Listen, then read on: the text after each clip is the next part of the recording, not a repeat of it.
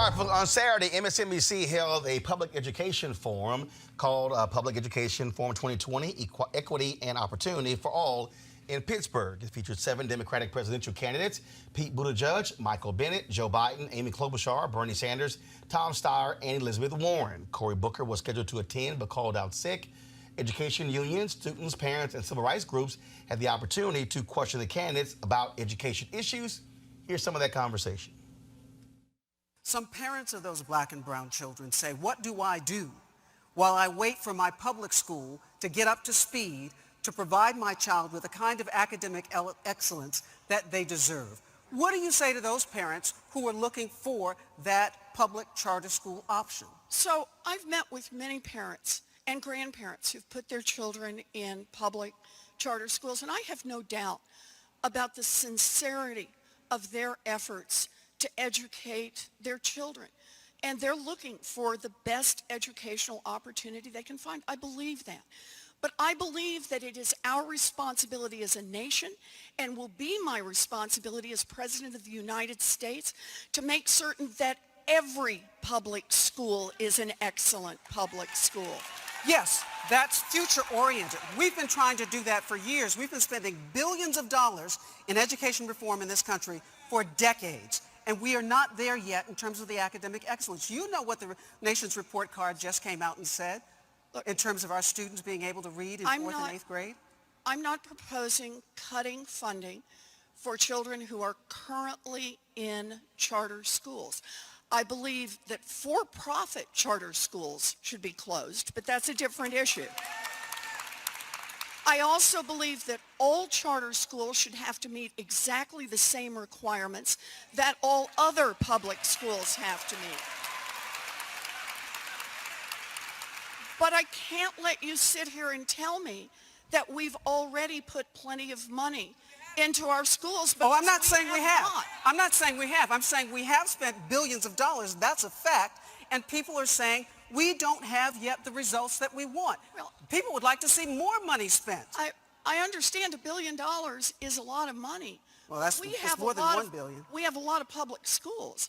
And so my proposal is, how about we put $800 billion into our public schools and make them all excellent schools? And notice in this is about equalizing opportunity. This is the big division in America today.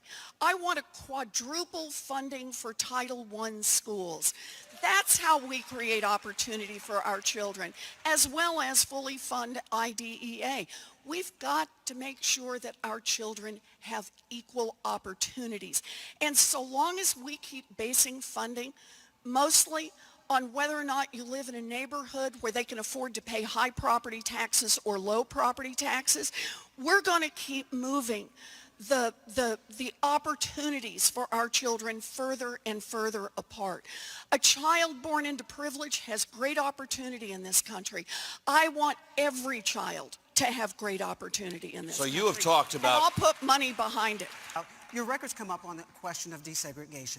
And in this campaign it came up. But the reality right now is that there are a large number of our children who are black and Latino who find themselves in segregated schools. In 2016, 42% of Latino students and 40% of black students attended schools where just 10% of their peers were white. Do you consider this a failure of American education that our schools are segregated? And if you consider it a failure, how would you fix it? 2 ways to fix it. Number one... So you consider it a failure? No. Look, I do think that the fact that we have institutional racism that exists based on neighborhoods, based on jobs, based on the ability to not be able to live in areas that, for financial reasons, not just racial reasons. In other words, it used to be, the reason I supported busing the first time around is the de facto segregation. You cannot live in this neighborhood because you're an African American. That's de facto segregation. But there's de jure segregation. That's de jure segregation, not de facto segregation. De facto segregation exists because of the way of our housing our housing policies, our educational policy. We should break down school districts and not make sure that their ability to not, by definition, exclude minority neighborhoods. But the way to deal with this is to provide for the best education possible in every single school. That's the way to deal with it, and then deal with, I started off as a United States Senator fighting redlining. You know what redlining is? I do. Well, that's what I started, the first bills I, in fact, got involved with. And I'm extremely proud of my record on civil rights. That's why I have more people in the African-American community supporting me than anybody else. That's why the president picked me. I make no apologies for my record on civil rights. As good or better than anybody in politics. How has your experience and the experience of American education influenced you as you talk about education and the value of education in America today?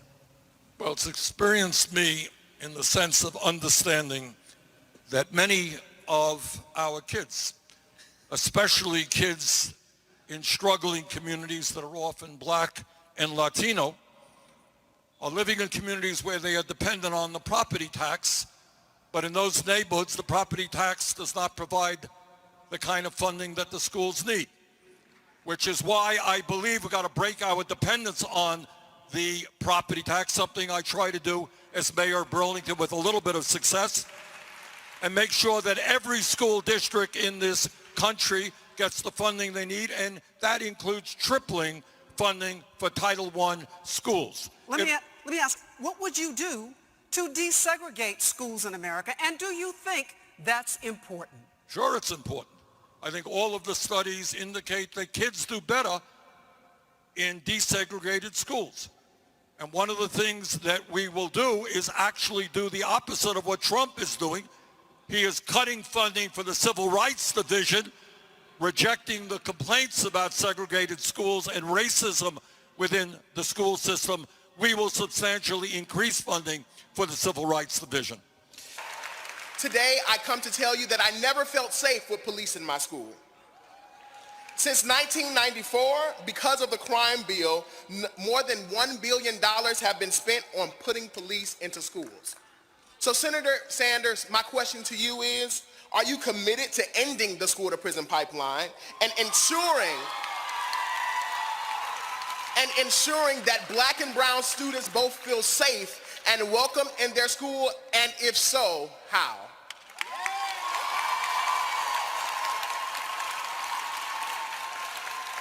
Thank you. Thank you for that important question. And the answer is absolutely. I am committed.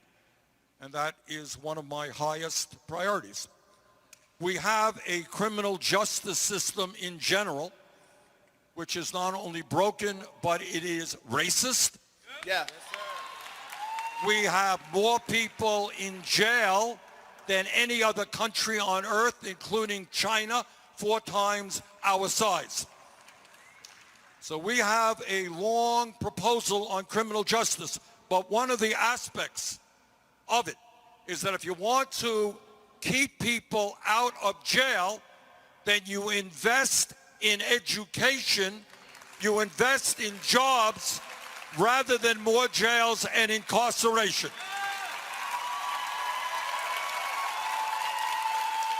And I will tell you what else we do. What we want, your question is, how do we create an environment where kids feel safe and secure in schools? And that even takes us to the whole issue above and beyond what you're saying of the horrific, and I hate even to talk about these things, the mass shootings we're seeing in schools and elsewhere. We are going to do everything we can for common sense gun safety legislation. Our gun policy will not be dictated by the NRA.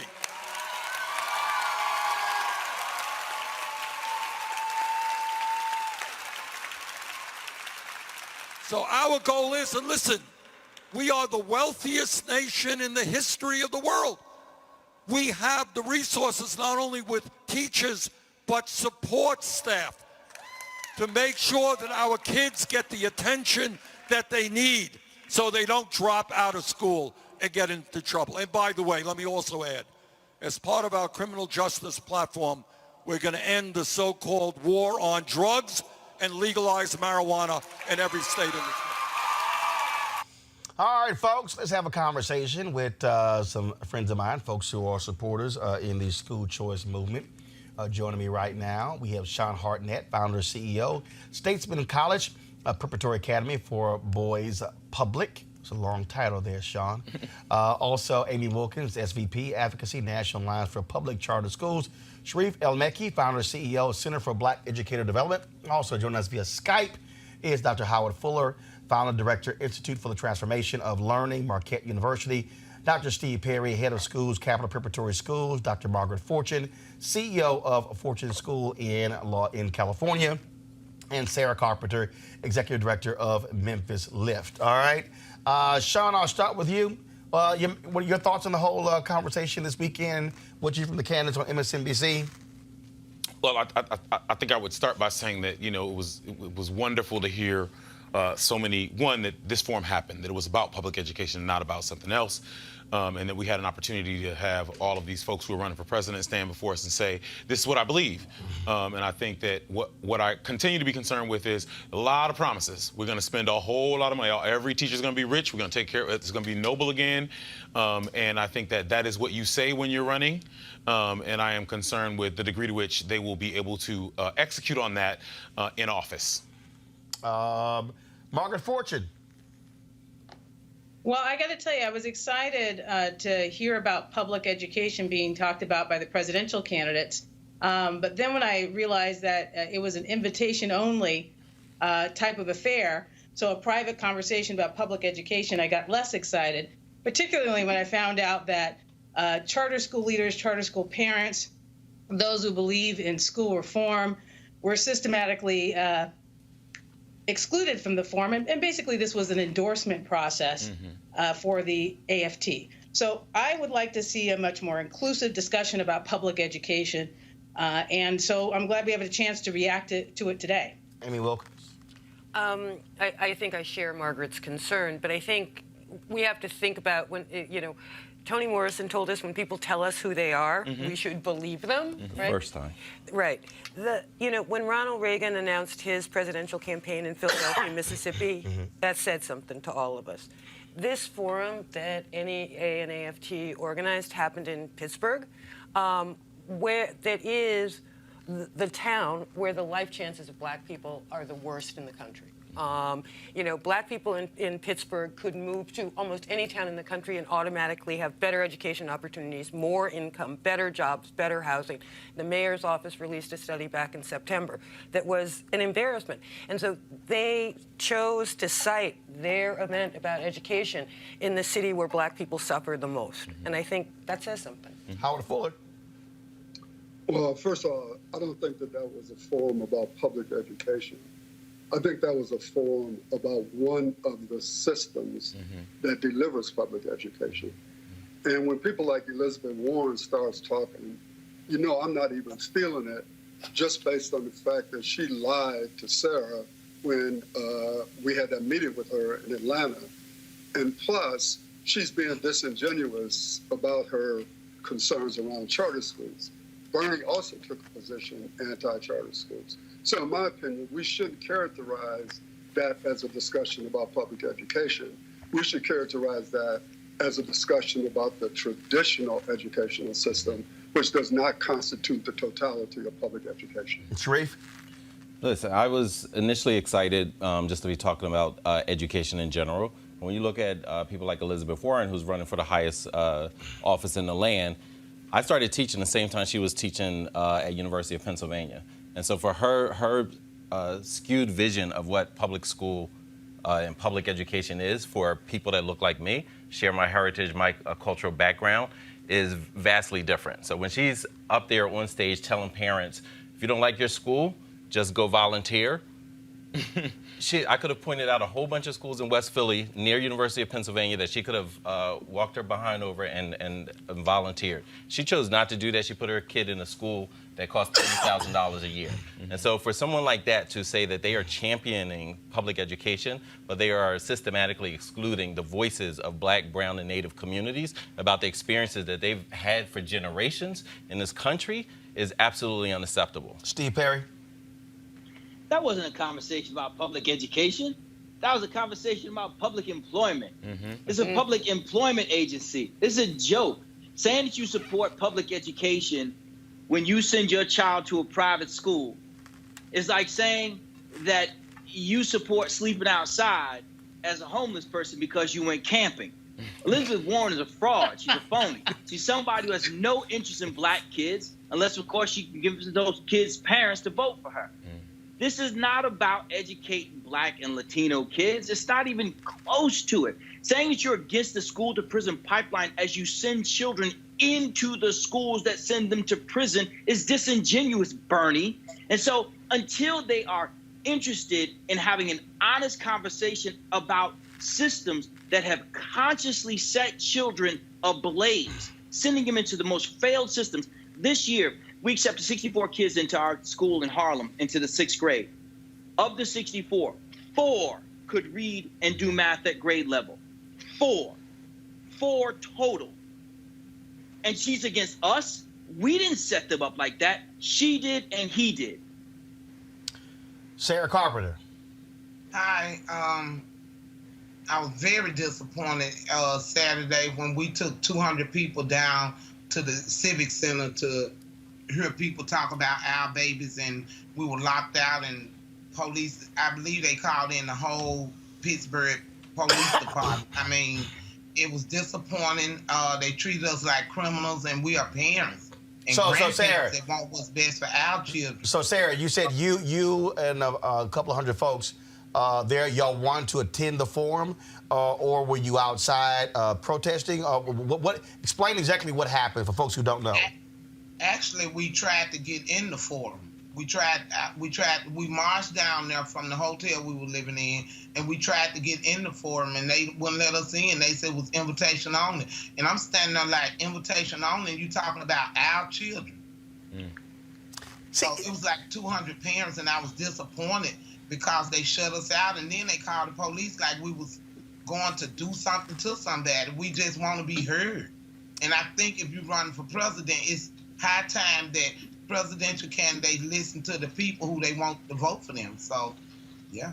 That was a moment, and anyone could jump in here. There was a moment there when Rahima Ellis was, when she was really questioning Elizabeth Warren. And Warren said, don't make that face at me. And what Ellis was really saying was what, frankly, a lot of black folks are saying. You're saying all these great things, but exactly what are you going to say to the person who's saying, yo, this has not been working for me my whole life? And the thing to me is these candidates say all of these different things without, to me, acknowledging how deeply rooted this problem is and how it goes in so many different areas, not just one simple solution. That, to me, is what is always baffling when it's conversation about education. But bigger than that, Roland, Elizabeth Warren has a basic disrespect for black women. She lied to Sarah. She lied in Sarah's face. I would not use the language she used to Rahima to anybody but my child. Don't give me that face. What adult would you say that to? To tell you DIY school reform, you go out there, roll up your sleeves, fix. She didn't say DIY, fix your colleges, DIY, fix your health care. She talks to black women in a horrible way. And the point you're making about Sarah is that when they were in Memphis, when they were it was in Atlanta, protesting there, when y'all met with her after, she said, when you asked the question, she said that she enrolled her kids in public schools. In fact, she enrolled, I think it was her son, in a private school.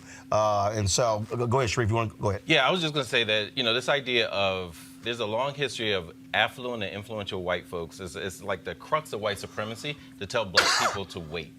No matter what conditions of your oppression, no matter what you're suffering from, no matter what they're doing to your children and your communities, they tell you to wait. And that they know better. And that they know, it's paternalism, but times 100, right? Like, it's like, I know what's best for you. And let's just be clear. There's not a single person, particularly affluent and influential, who do not believe in school choice. They choose their children's pre-K, they will pay for it, or they'll pay for the mortgage, and so that they have a better educational outcome. They do that incessantly, but yet they tell communities of color that whatever we gave you is best, whatever we tossed you. And it's not just education, it's across the spectrum. Whatever we toss you is good enough. Don't complain. And if you complain, then there's something wrong with you. You are fighting the democratic situation. How's this democracy? What's the graduation rate of our youth? Right? But you Roland, one of the what's the things literacy that rate? we keep in mind one second. is Hold on. Howard, Margaret, Steve. Yeah, Roland, my thing is fairly simple. Any black person with half a brain knows that if we only got one option for anything in this country, that is not a good thing. Elizabeth Warren, when we met with her, said that she was going to put $800 billion into a system that is already systematically failing our children, and she was not going to ask for one structural change. And what was really interesting is if you follow her conversation, when I pushed back on that, and Sarah pushed back on that, she said, yeah, because Sarah said something about we fought for money for the Memphis public school system, and then what happened with the money? Elizabeth Warren says, yes, I fought to get, I think she said, $85 million for early childhood education in Massachusetts, and the money went into state government. So she's, on the one hand, she's saying $800 million will change things. But when I fought for more money for the system, it went into the system and it didn't change anything. And she sees no contradiction in that. But she's a liar. She's a liar.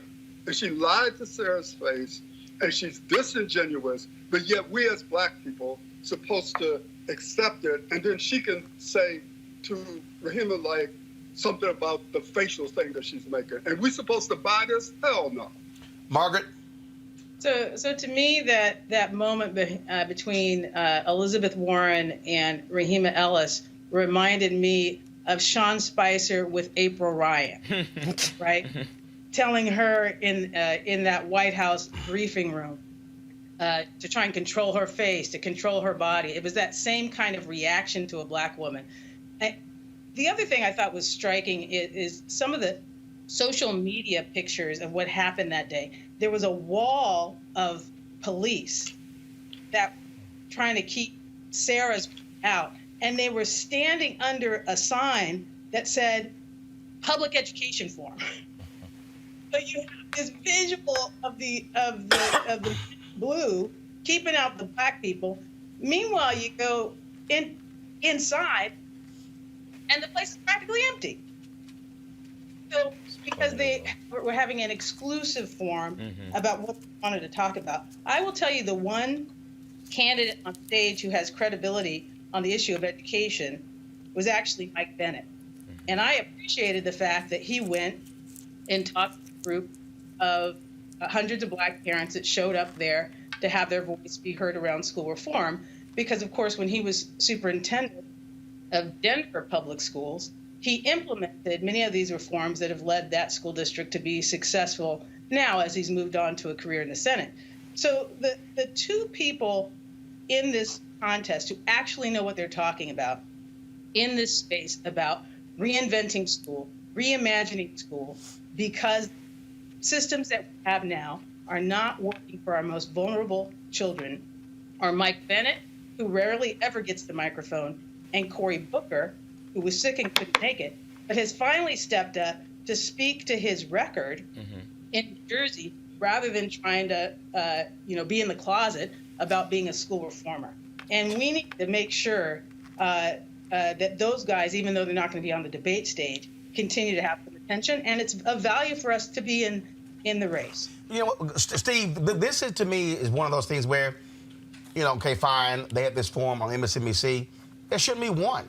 I mean, the reality is this is such a huge issue. There has to be multiple. And I've said this. The reason, Steve, you're not going to hear public education questions come up in these debates, because the people who are asking those questions don't send their kids to public schools. That's right. They don't have to. What is so troubling for me is that we know how this conversation goes. Someone like Elizabeth Warren or Bernie Sanders say, I support public education as an applause. They say, I want more money for public education as an applause. And it never gets any deeper than that. No one, except for Rahima, who was pushing them, ever says, hey, like Miss Sarah did, do you send your children to public schools? No, you don't. Neither did do a lot of them. So here's where we need to decide what we're going to do. Are we going to keep going to the same people and asking the same questions, knowing what the same answer is going to be? Or are we going to fight to either make them change their position to represent that of the people, or change to fight for other politicians? Because these folks have already shown us they have no interest at all in changing anything about it. In 1954, the Supreme Court said that the current system was inherently racist, said the Negro shall forthwith attend the school of his choice. It said it in 1954. School choice is the only strategy that has ever moved any group of any color from the doldrums of poverty to the great shining city on a hill. So we need to make sure that we change the narrative from just having a conversation about charters and traditional schools to saying we need to fight for school choice, among which charters are in. I run charters, and any other form of school choice that we know our families want, because enough is enough. Absolutely. I hear, Sean, I'm going to go to Sarah as well. What gets me is when I hear these conversations and I hear money, money, money, money, money. And I sit there and I go, I'm sorry, you can't simply tell me that money is the answer to it. Well, we certainly know that there have been periods of, one, we should start by saying this. We need a whole lot more money in public education. We do not have enough money to do the kind of work that is necessary, the kind of work that all of us would like to do with students who are dealing with so much of what many of our students are dealing with. I run a school for boys in Ward 7 and 8 here in Washington, D.C. These young men are bringing a lot to school. So, yes, we could use a whole lot more money to get that done. At the same time, beyond money, if I am fighting to get a building, if I am fighting with people standing outside saying that I am a private school, like that I am privatizing school, and I have members of my community who don't even really fully understand what a public charter school is, that it is a public school in the same way that the traditional school is a public school. Yeah, some of the money will help, but we've got other fish to fry as well. So I just think that we've got to do a much better job of supporting parents to come to understand why the ecosystem of choice that I currently participate here in Washington, D.C. is a benefit to them, and why so many parents wisely have chosen to put their children in schools. That interaction was important because she was saying, what are you going to do about these parents who are tired of waiting? Go and do what you want to do. Give them all the money. Do what you want to do with these other schools. But while you figure all of this out, I'm going to exercise the choice that you all have exercised to put your child in a school that you know works. Sarah, I'm reading this comment. There's Maria Harmon on my YouTube channel.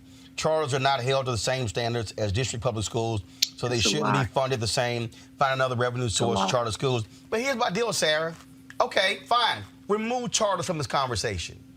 Well, then show me how you have these failing traditional schools that continue to stay open. And then the answer, the reason I say the money, for me, Sarah, then the answer is we're going to build a new building. And I'm like, no, it's what's in the building. Sarah, go ahead. That's what we fight for on a daily basis in Memphis. Our district-owned buildings that they leasing out to charter schools, and our kids are walking in these buildings. It's raining in the building. I mean, they not even worth going in. So why, if the school is working, and y'all, please understand that I'm not pro-charter and I'm not anti-charter. I'm pro-great schools. And I think the parents that went with us this weekend, we just want great schools on every corner. So, I mean, our kids don't have no more time to wait. We live in a city where Dr. King was murdered, and 50 years later, we asking, where do we go from here? And you want parents to fight for more money for schools, and you look on the news and people getting raises. Look at the salaries these people making. Look at this, and our kids still not learning. We got to know who's in the building, who's out here. And I'm just going to be honest. My grandbaby cut the ribbon to the second charter school in this city. And I held them accountable just like I hold traditional schools accountable. It's about accountability. Our kids can't wait no longer. Each year, our kids are passing on to another grade. And then when they get to college, they have to take remedial courses. So the system is working the way it's supposed to work. It's working the way it was built to work, not for us, that's for sure. And this is, and then when we Roland, talk, go ahead. Roland, first of all, let's just address the constant lie. Saying that charter schools are not held to the same standard, the truth in that is we're held to a higher standard. Absolutely. You can't shut down a traditional school. We have to go for renewal every 5 years, and every year, every single part of our organization is checked. Not just the finances, but the student performance, how many children are suspended or retained. Every single mark goes against us. If we just performed at the same level as the neighborhood school, despite the fact that we received 60% of the money that they received, 60%. If all we did was perform at the same level than them, we would be shut down. Stop saying that lie. Do a little research and stop regurgitating the foolishness that the unions tell you. The only reason why unions are against charter schools is because we are traditionally non-union. That's it. There's nothing else. Because if unions were so against charter schools for real, why did they open one? And the one that they opened in New York City, why did it get shut down? It's because they don't know how to run schools. And we are now at a point where we have to hold people accountable. Our children, as Miss Sarah has said, are getting older every single day. And when children come to my school, 61% of the 10th graders that we accepted this year, 10th graders that we accepted this year, 61% are 4 grade levels behind. 4 grade levels. Who did that to them? It wasn't a charter school. And those schools will not be held accountable. No one's going to lose their job in there. In fact, what the communities will do is build them another building, because there is nothing that says prison like building another large failed school, patting kids down, running their bags, running their pockets, and teaching them nothing. Amy, then Margaret, hold on. Amy, then Margaret. Amy, go ahead. But I just wanted to disagree with Howard, which I don't generally do, on one small thing. It is not that Elizabeth Warren said, "I'm going to put a whole bunch money in the schools and then do nothing else." Right? What she said is, "I'm going to eliminate assessment." And assessment is the only tool we have to know whether or not kids are doing well. So she's going to put a whole bunch of money in the public schools and then take out, Steve knows that those kids were 4 years behind because there are assessments that tell them they're 4 years behind. Sarah has assessment results to use to hold the schools in Memphis accountable. Elizabeth Warren wants more money and less accountability. Less accountability. So while people are talking about how charter schools are not accountable, which is a lie, Elizabeth Warren is straight up saying more money, less accountability for the traditional public school system. And I think that's an important thing for people to understand. Margaret? And to build on Amy's point, it's also Joe Biden, the front runner, that is saying that. When he was asked the question, would you support eliminating standardized tests? He said yes. He jumped at it, almost without thinking. So what that would mean is that there would be no basis for me to be able to tell you that 67% of black kids can't read and write at grade level in California, and 79% can't do math at grade level, black kids in California, because we wouldn't have the data to make the observation. So it is always the formula, and this is particularly happening in my home state of California, where the teachers union is in control of the state legislature and of the governor's office, and therefore of the State Board of Education, that their move is to do exactly what Amy is talking about. Ask for buckets of more money and also take the teeth out of the accountability system so that people generally feel good about their schools, but you actually don't know how well the schools are doing. And in a system where only the charter schools are held accountable for academic performance, that puts these schools at a disadvantage. That's right. The school next door that has no accountability for results will continue to go on generation after generation, failing black, low-income kids. But the charter school that is serving them will be held to strict accountability, and that is actually what for all, which is why we're listening to a candidate like Mike Bennett, who you wouldn't even know he was running, right? Somebody who actually ran a school system with 95,000 students, who actually created a system of school choice in which there was collaboration between district-run schools and charter schools, a system in which teachers are held accountable for performance. I want to know what the people have to say who actually have run schools. Something we keep hearing that it's a technical point, but I run Title I schools. And we've been hearing presidential candidate after presidential candidate say that they're going to raise teacher salaries by putting more money into Title I schools. But for those of us who run schools, we know that Title I money It's so cannot small. be used to supplant existing programs. Mm-hmm. It's supplemental. So you couldn't use that money to add more money to existing teacher salaries because the law doesn't allow for it. So we have such a low bar when it comes to education for these presidential candidates that they're not even required to know what they're talking about. Yeah, I mean, but it's not just them. I mean, whoever they're surrounding themselves with, their policy, gurus, whoever they sit around the table with, don't know. They've been in a bubble their entire lives, but then they're trying to tell Black, brown, and Native people what they want to do. Listen, I'm for all great schools, whatever it is that is traditional. I was at a traditional school this morning, supporting them. I'll support, charter, whatever it is. Absolutely. To actually give parents the choice, the options, the support to be able to get to their children where they want. This money thing, I think we need way more money, but it has to be with accountability. That's right. Look at Pittsburgh. Again, I want to bounce back to Pittsburgh, right? So they chose to put, and Randy Weingart was actually asked, why did you choose Pittsburgh? You know what she said? She said, because Mr. Rogers is from here.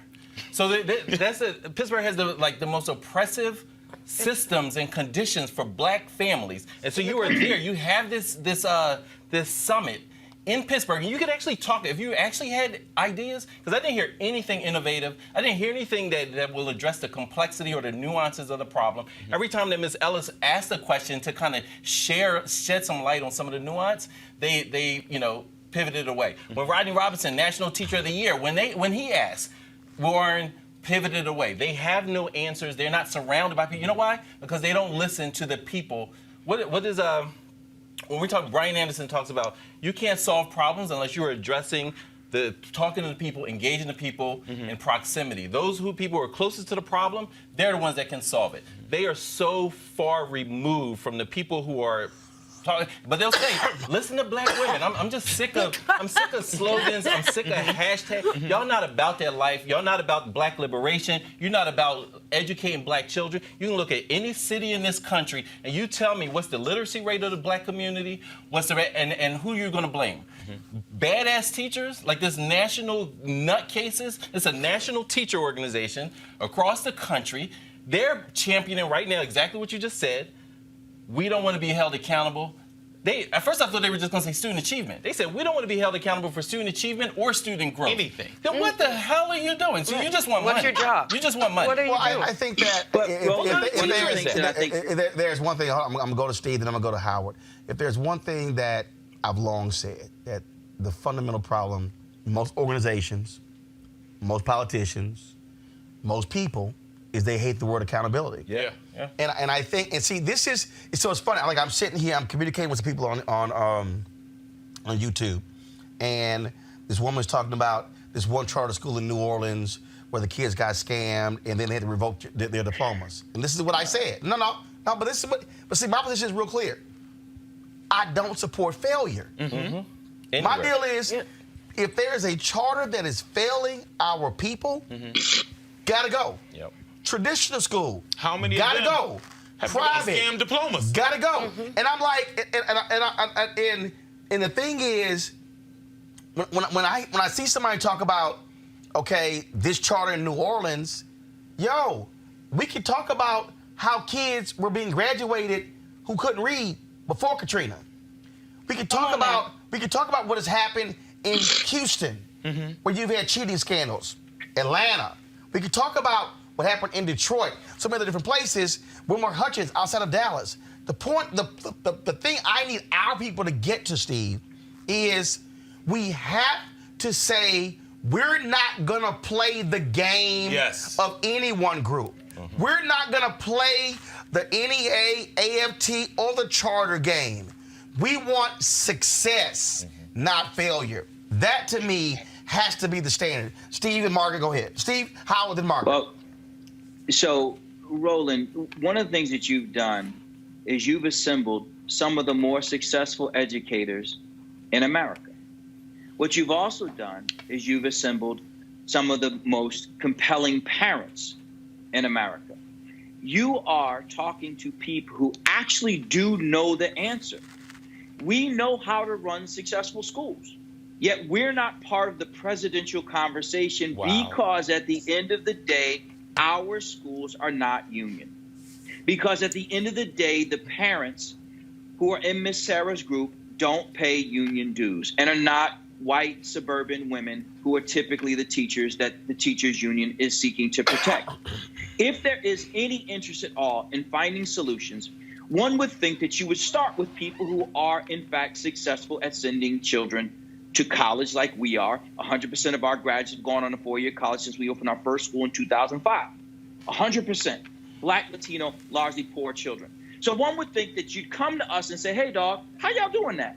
But instead, they engage in the epitome of racism. They say that the only way that your schools could be successful is if you did something nefarious to find the only Black, Latino, and poor kids who could learn. Similarly, they say they take that same epitome of racism and cast it upon the backs and faces of mothers and grandmothers like Miss Sarah. They say the only way that you could organize or would organize to go to fight for your children is if wealthy white people made you do it. What is happening here is the people who are supposed to be our friends, these frenemies of ours, these limousine liberals, these progressive, are among the most racist in their presentation of their conversations around education. They are saying that our children can only learn if they are somehow different than the other kids because the people who they've been paying to teach them can't teach them, so they can't be taught. And the only way that our parents will stand up is if somebody pays them, if somebody puts a battery in their back. That says more about their racism than it does our children and our fight for freedom. We do have to close, so I'm going to go to each person for their final comment because we actually overtime. But this is not going to be the last time we have this conversation. And so let me go to Howard next, then Margaret, then Sarah. Okay, so thanks, Roland. I'm actually sitting in the Burt Corona Charter School in Los Angeles because on Thursday, we intend to have a demonstration to show that there is support in Black and brown communities for charter schools. And so that's why I'm at the Burt Corona Charter School. This morning I was at the Creek Charter School that people like Elizabeth Warren don't want to exist. 30% of the kids that they serve are homeless. The point I want to make, though, and I think we have to be very careful about this, is we can't fall into the trap of this accountability argument. Because these people are not seriously talking about accountability. Seriously. They're talking about our destruction.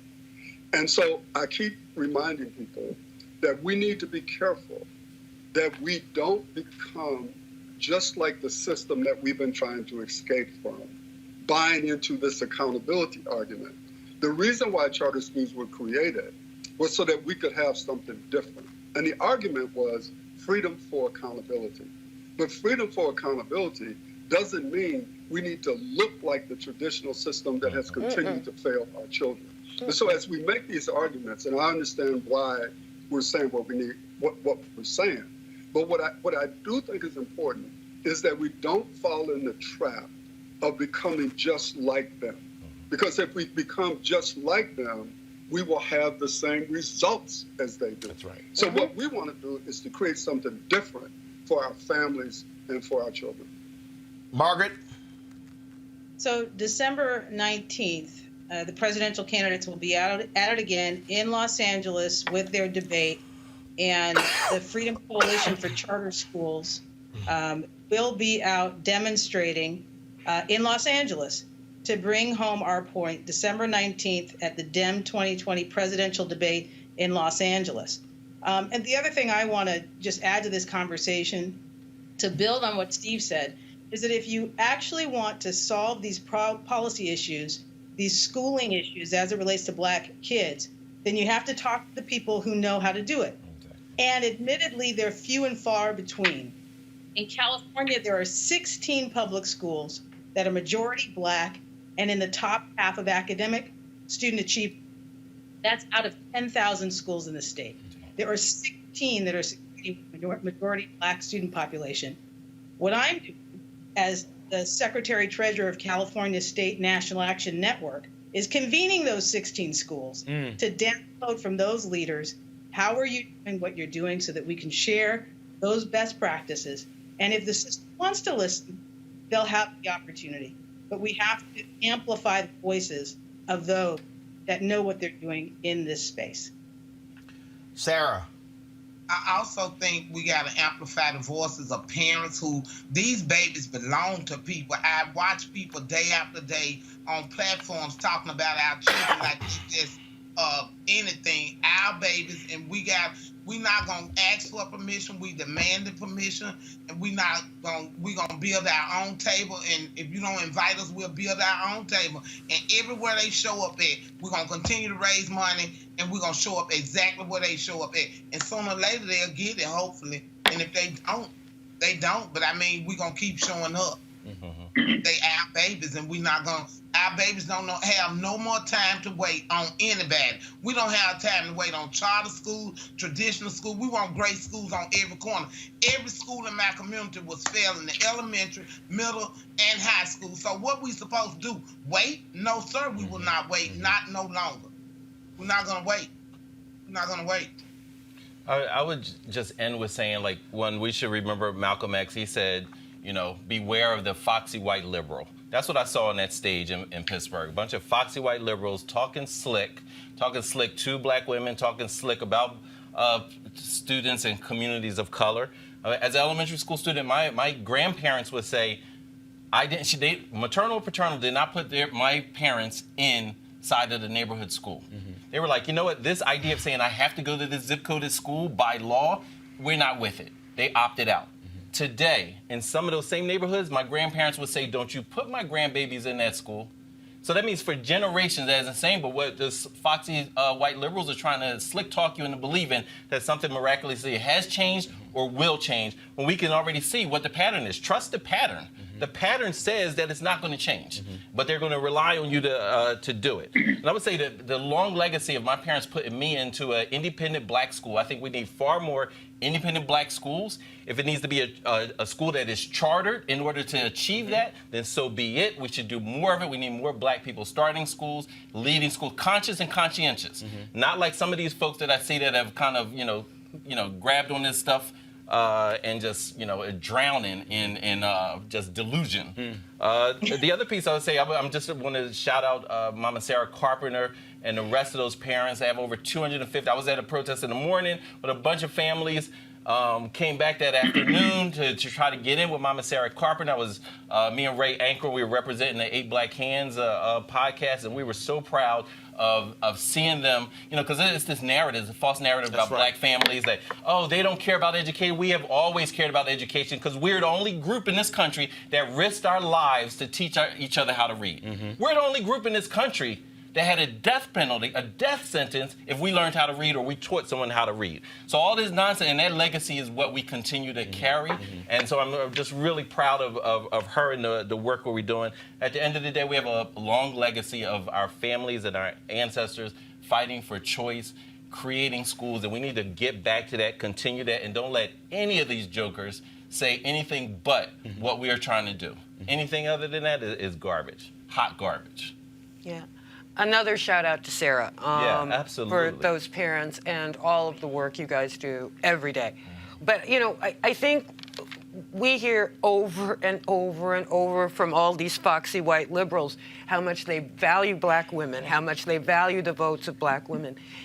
If you want my vote, hear my voice. And I think we have to keep talking and talking and talking. And don't let them play us cheap. Exactly. We cannot be played cheap because, as Sarah says, this is about our babies.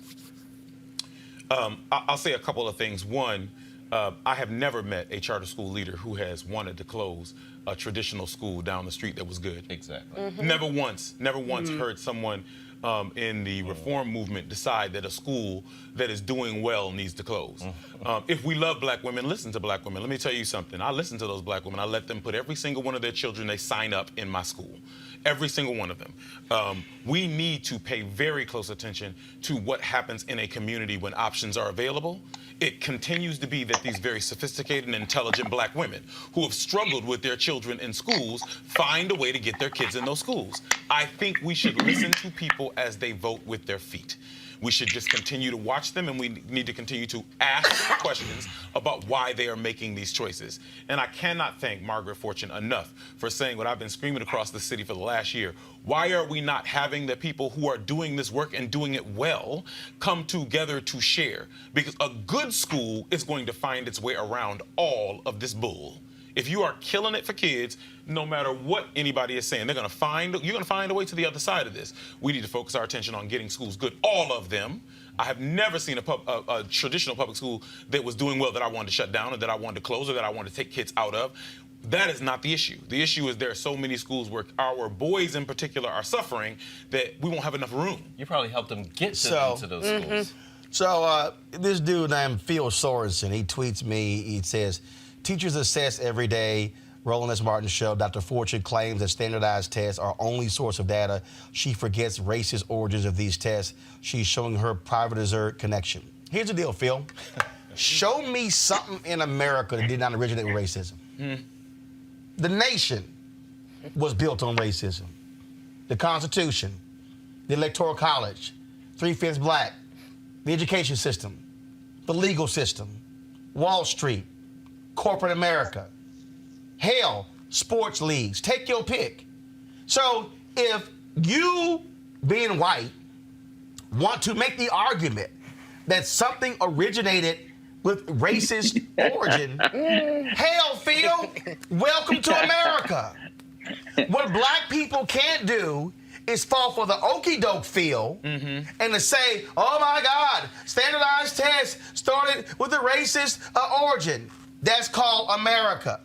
So we're not sitting around going, well, that started because of racism. I told Randy Weingart the same thing on my TV One show when she said charter started by white parents pulling their kids out of school at the Baltimore Board of Education. And you know what? I said, well, guess what? That's every damn thing black folks have dealt with in America. Here's the reality. What I care about is whether or not our kids are getting educated. Because see, here's what I know. There are white parents, white liberals, and white conservatives right now in New York fighting expanding the gifted and talented programs that are locking black and brown kids out. The same folks who probably were at that forum, the same folks who probably watch MSNBC, who watch CNN, are standing up, oh, no, y'all ain't expanding opportunities because they understand. So on this issue, I don't care if you love traditional schools. I don't care if you love charter schools. My position is clear.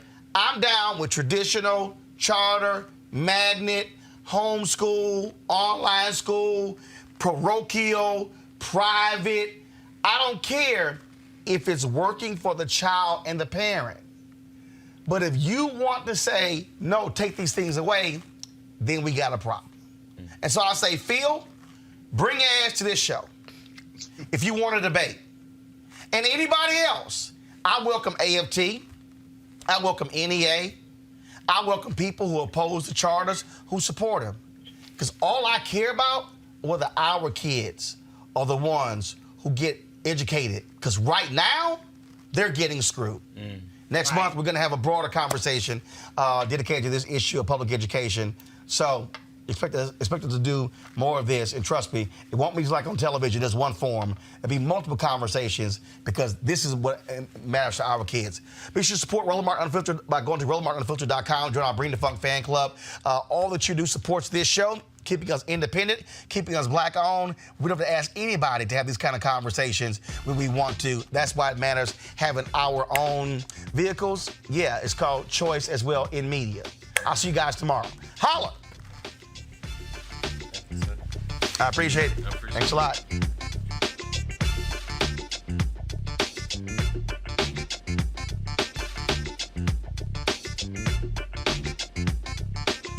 You want to check out Roland Martin Unfiltered? YouTube.com/Roland S. Martin. And subscribe to our YouTube channel. There's only one daily digital show out here that keeps it black and keep it real. It's Roland Martin Unfiltered. See that name right there? Roland Martin Unfiltered. Like, share, and subscribe to our YouTube channel. That's youtube.com/Roland S. Martin. And don't forget to turn on your notifications so when we go live, you'll know it. Hey everybody, this is Sherry Shepherd. You're watching Roland Martin Unfiltered, and while he's doing Unfiltered, I'm practicing the wobble. Yes, I am. Because Roland Martin's the one, he will do it backwards, he will do it on the side. He messes everybody up when he gets into the wobble, because he doesn't know how to do it, so he does it backwards. And it just messes me up every single time. So I'm working on it. I got it. You got Roland Martin. Hi, my name is LaToya Luckett, and you're watching Roland Martin Unfiltered. What's going on, everybody? It's your boy Mac Wiles, and you are watching Roland Martin Unfiltered. What's up, y'all? It's Ryan Destiny, and you're watching Roland Martin Unfiltered. What up, Lana Well, and you are watching Roland Martin Unfiltered.